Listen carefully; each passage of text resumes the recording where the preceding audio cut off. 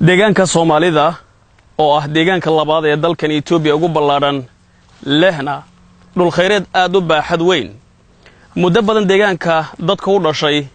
kama aynay faa'iideysan jirin khayraadkani ee bakumanaystay xukuumadda oo ka duulaysa in bulshadeeda reer guuraaga ah ay ka dhigto bulsho degan helana horumarada aasaasiga waxbarashada caafimaadka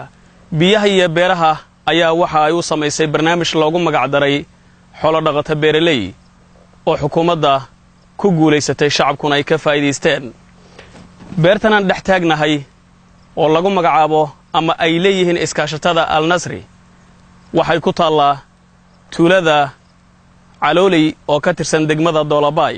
beertani Al Nasri ayaa waxa ay ka mid tahay beeraha sida wanaagsan uga faa'iideystay barnaamijka dejinta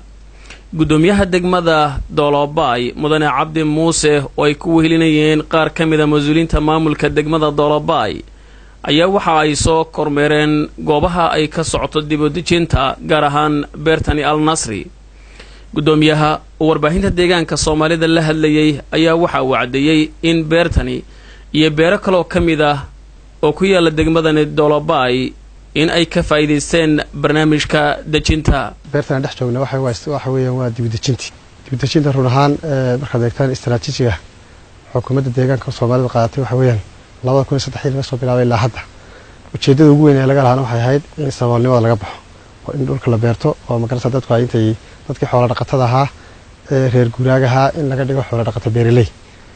dhaqato beeraleydaasi in ay dhulka wax kala soo baxaan oo dhulka tabcado taas oo maanta natiijo weyn laga keenay degmada Doolabay 2003 ilaa hadda qoysas kala dejiyay 19 kun oo qoys ayaa ilaa hadda degan oo si rasmi ah u degan oo dhulka tabcanaya oo kala soo baxay noocyada kala duwan ee dalagyada Xaaji Maxamuud Aadan Xuseen oo ah gudoomiyaha iskaashatada Al Nasri ayaa waxa uu sheegay in ay aad uga faa'iideysteen isla markaasina ay aad ugu riyaaqeen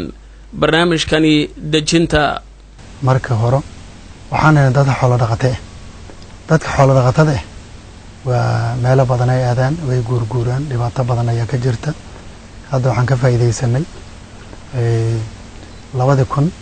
2003 tafaasaska ama masar baleenki yani beeraleyda loo sameeyay oo la soo dib u dejinta lagu sameeyay wax badan baan ka faa'iidnay matooro weyn baa noola keenay awal xoogayna hal meel ma ahayn meelo badan nin walba iska soo shaqaysan jiray hadda hal meel baan isku imaanay beeraha ayaan tabcanay beeraha faa'iido badan baan ka helnay Maxamed Xasan Xaashi telefishinka caalamiga ESTV beerta Al Nasri oo ku taala qablaha Calooley oo ka tirsan degmada Doolabay